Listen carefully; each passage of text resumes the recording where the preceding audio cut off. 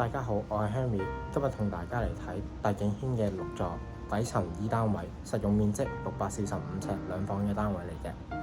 我哋大家一齊了解下。而我依家身處嘅呢個位置就係大景峰嘅入口啦，而亦都可以感受到呢，其實當中嘅環境亦都好寧靜、好舒適嘅。而呢一度就係大景峰嘅一個公園，好適合一家大細落嚟呢一度散步，亦同時亦都可以感受到呢度寧靜舒適嘅氣氛。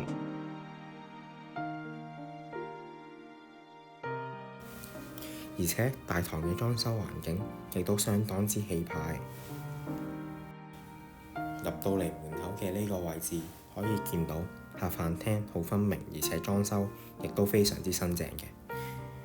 而喺門口嘅右手邊位置呢，就係做咗一個開放式廚房啦。而開放式廚房嘅空間亦都非常之足夠，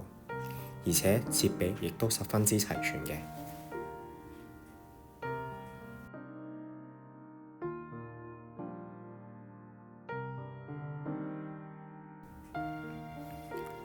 而喺廚房嘅對面就做咗一個儲物室空間，而可以見到儲物室入面呢嘅空間都好足夠，而且我認為可以改造成一個工人房，亦都冇問題嘅。而再介紹返飯廳嘅位置，飯廳嘅位置可以放一張長方形嘅長台，亦都冇問題。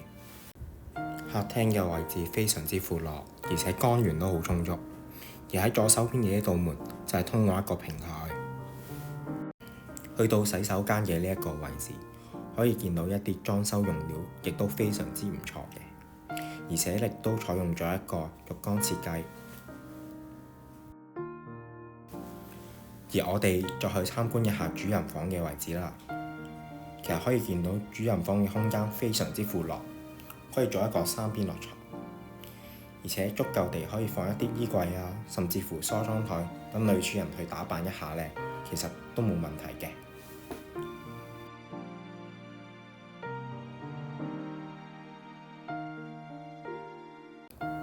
去到客房嘅位置，我認為非常之適合改造成一個小朋友房間，因為佢呢度嘅光線亦都非常之充足嘅，同埋呢都好適合放一啲書桌啊、電腦台等等嘅嘢。咁然後呢個窗口望出去啦，就係見到我哋嘅一個小平台嘅。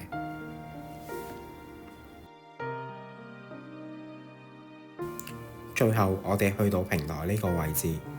我認為平台呢個位置十分之適合改造成一個小花園，同時為小朋友培育種花嘅興趣。